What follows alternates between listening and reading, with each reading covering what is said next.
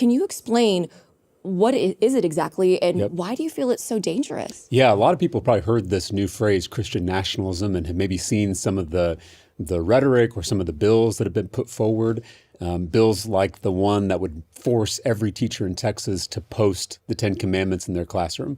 The bill that will replace school counselors with untrained religious chaplains. The bill that is defunding public schools to use public money to subsidize private Christian schools.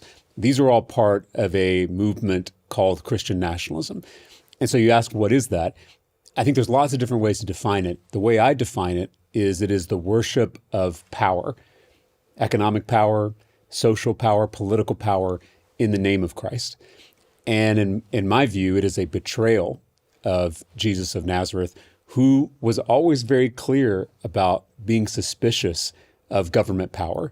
You know, there's a story in the New Testament where the devil tempts Jesus out in the wilderness. And one of the things the devil offers is political power, all the kingdoms of the world, and Jesus rejects it.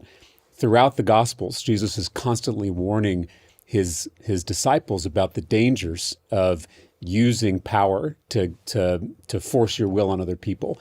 And that's exactly what these bills do. Instead of living out the love of Jesus in our lives, we are now forcing people by mandate to believe what we believe.